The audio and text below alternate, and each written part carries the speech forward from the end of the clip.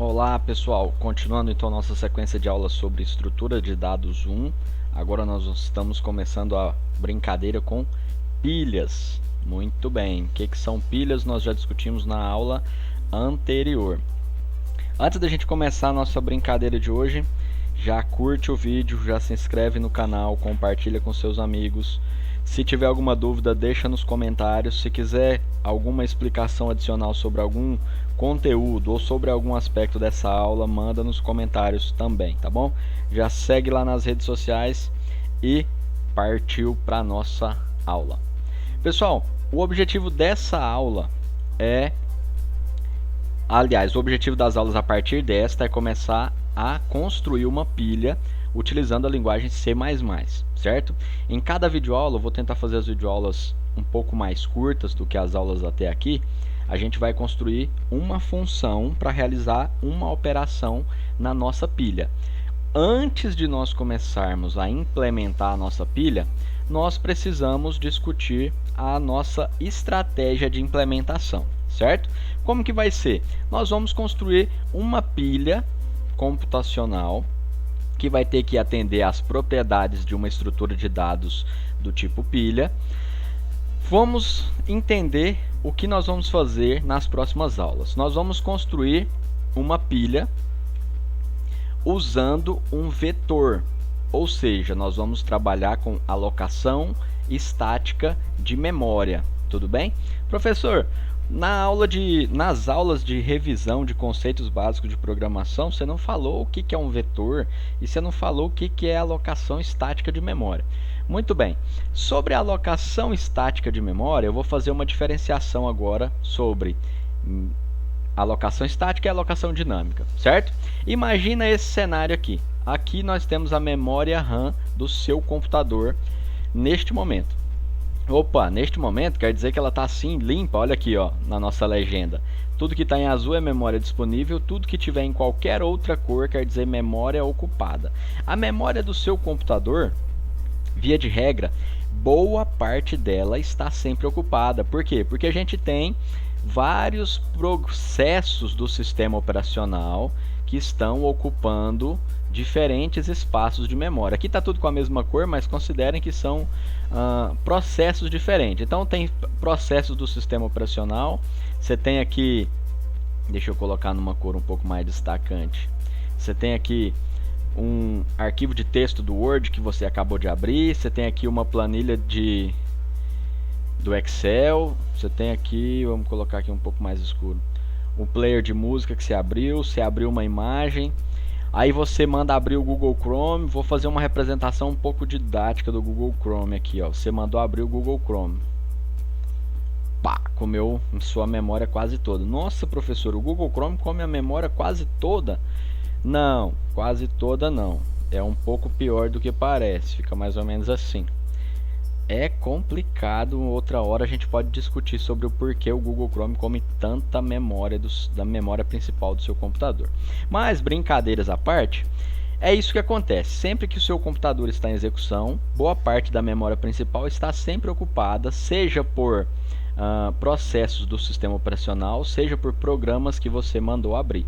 Quando você escreve um código em C, em C++, em Java, em qualquer linguagem que seja, e você manda executá-lo, o que é feito? Uma parte da memória principal é alocada para o seu programa, certo? Então aqui agora é a memória ocupada pelo seu programa. Quando a gente fala em alocação estática de memória, deixa eu escrever aqui com a letra branca para você conseguir ler. Sempre que a gente falar em alocação estática de memória, quer dizer que lá no seu programa, quando você escreveu ele, você declarou variáveis, inteiro, valor, vetor de caracteres, nome, qualquer coisa assim. E essas variáveis vão ocupar um espaço dentro da memória reservada para o seu programa, certo? Inclusive, o tamanho da memória reservada para o seu programa depende muito disso. Das variáveis que você declarou, dos tipos de variáveis que você declarou, porque tudo isso vai influenciar no tamanho da memória, no espaço de memória que o seu programa precisa utilizar. Então a variável nome que você criou, a variável valor ou salário. Todas as variáveis que você criou estão ocupando um espaço reservado para o seu programa aqui dentro. Imagina que nós vamos criar agora uma variável chamada pilha, e essa variável vai ser um vetor de inteiros. Então, esse vetor vai estar aqui dentro do espaço reservado para o nosso programa, e nós vamos poder utilizar, acessar essas posições desse espaço de memória reservado dentro do espaço alocado para a execução do nosso programa, certo? A gente já falou sobre alocação estática de memória. O que é alocação dinâmica de memória? Imagina, daqui a pouco, quando nós formos trabalhar com listas encadeadas, com estruturas dinâmicas, vai fazer o quê? Quando você declarar o seu programa, quando ele for ser colocado em execução, um espaço de memória vai ser reservado para ele, porém, haverão comandos dentro do seu código que vão fazer o quê? Vão lá na memória disponível e vão alocar memória disponível para que seja usada pelo seu programa. E aí vai acontecer isso, ó. Essa memória, quando a gente fala em alocação dinâmica de memória, é isso aqui. Alocação, deixa eu colocar aqui preto.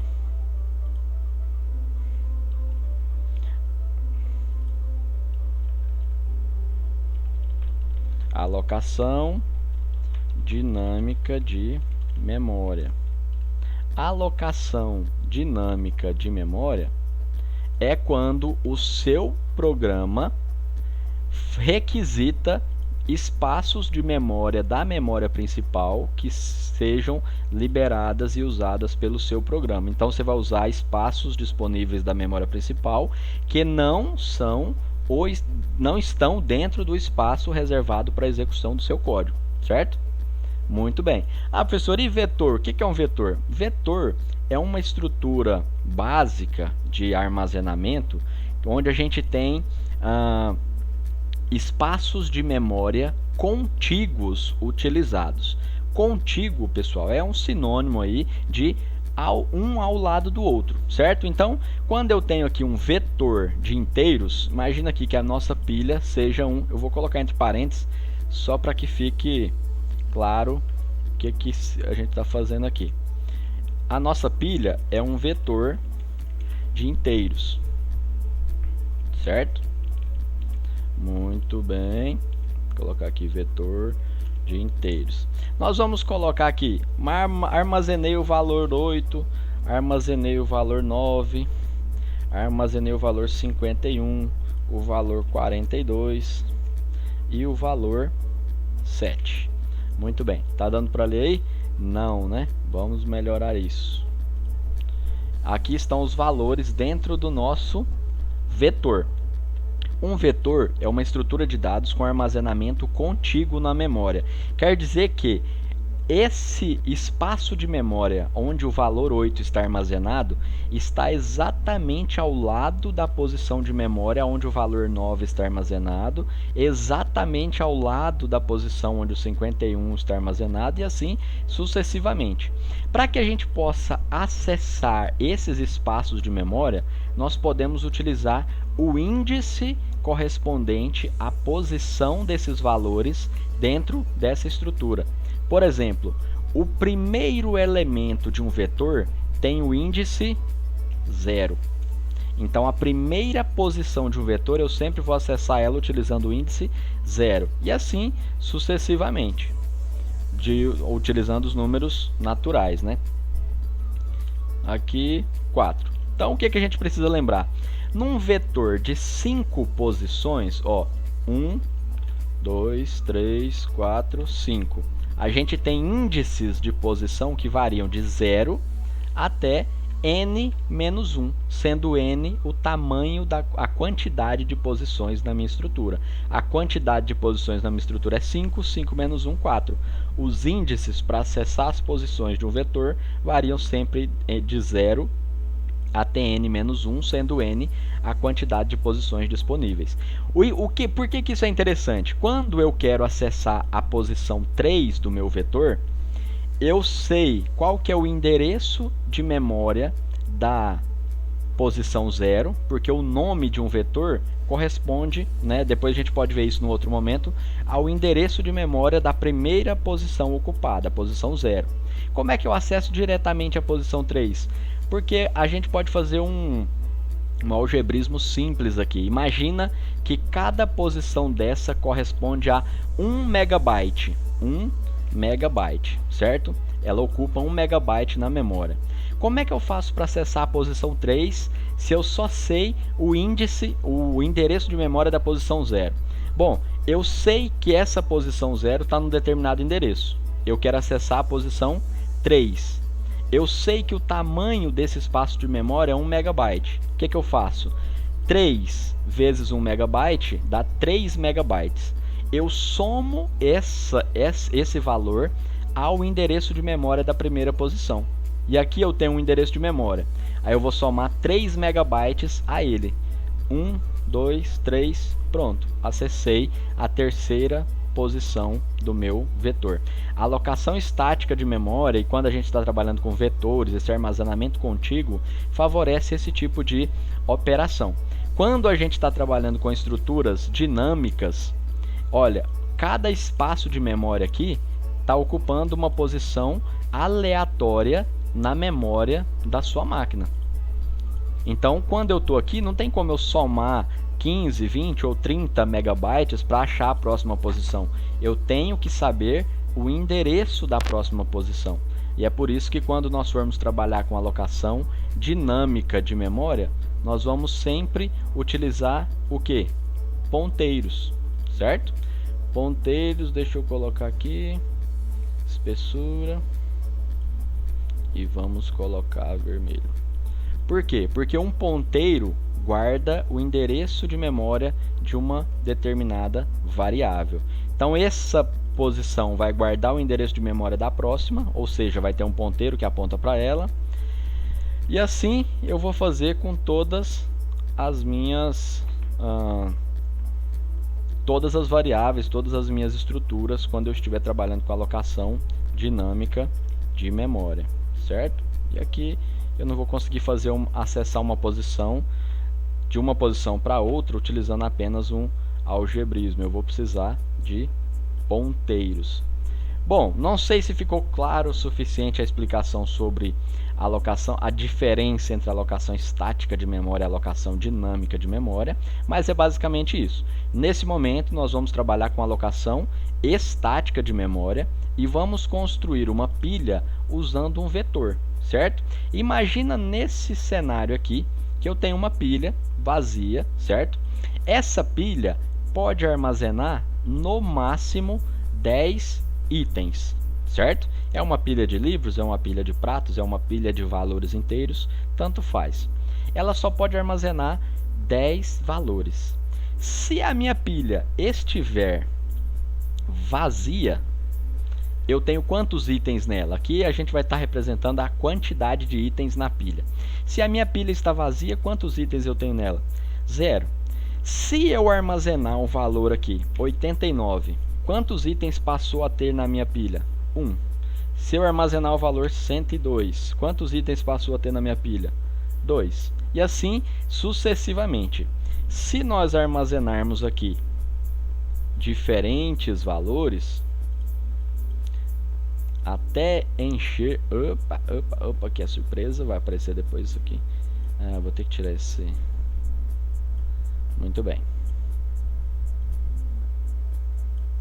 Enchemos aqui a nossa estrutura. Então agora nós temos quantos elementos? 10. O que a gente vai precisar lembrar?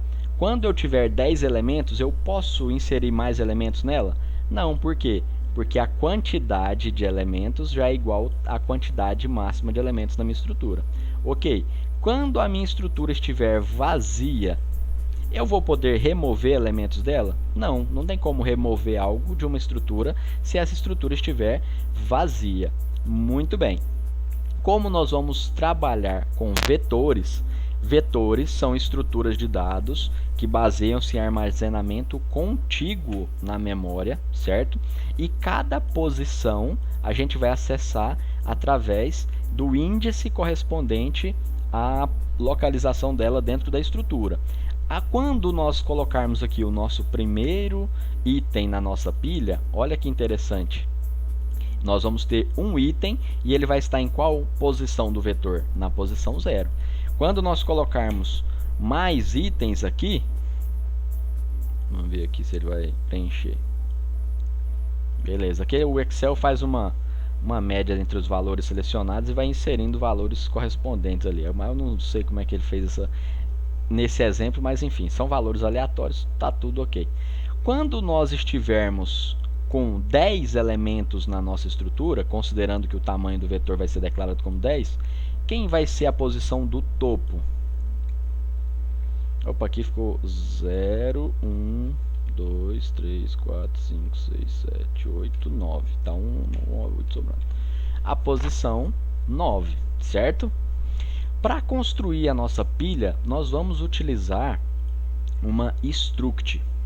Nossa struct vai ter essa forma aqui, certo? A gente vai construir lá no código struct pilha e vamos criar duas variáveis dentro da nossa struct.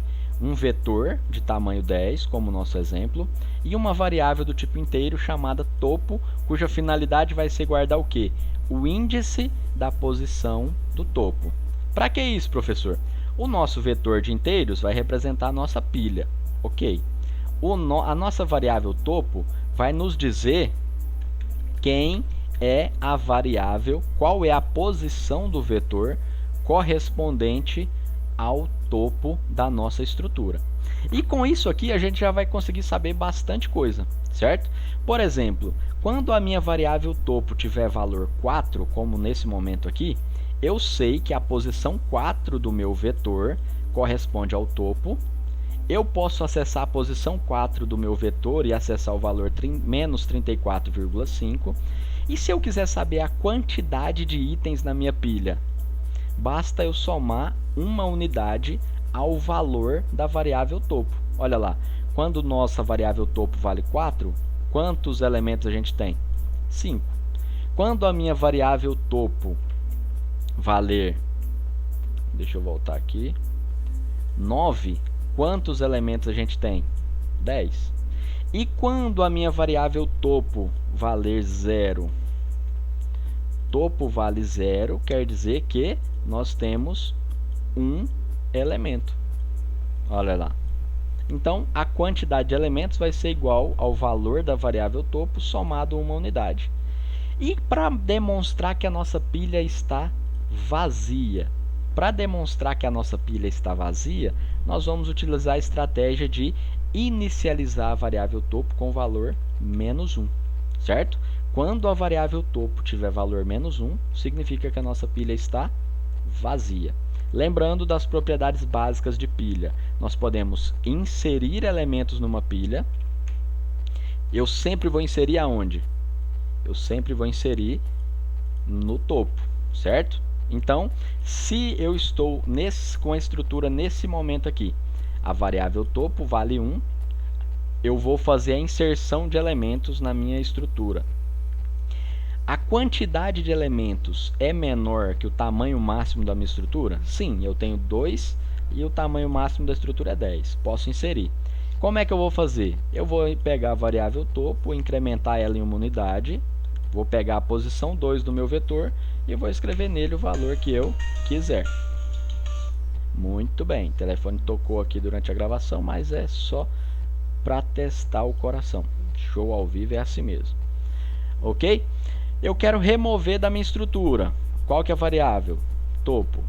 O índice da posição do topo, 2. O que eu vou fazer? Eu vou pegar a variável topo, vou decrementá-la, vou passar o topo para cá. Certo? E a quantidade vai passar a ser 2. Professor, mas o que vai acontecer com esse valor que está aqui?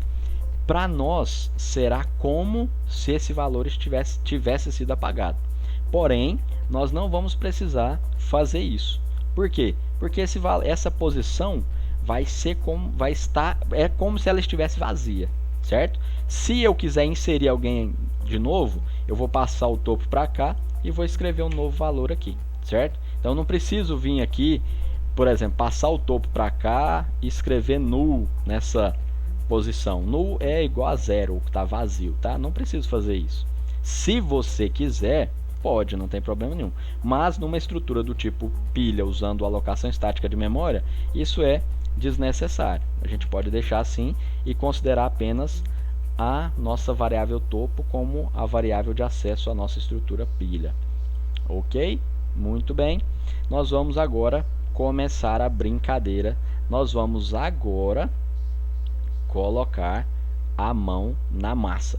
Pessoal, curte esse vídeo, se inscreve no canal, compartilha, manda aí embaixo nos comentários as suas dúvidas, as suas críticas ou pedido de conteúdo que você queira que eu explique em outros vídeos, tá bom? Próxima aula agora a gente vai construir a nossa struct. Valeu!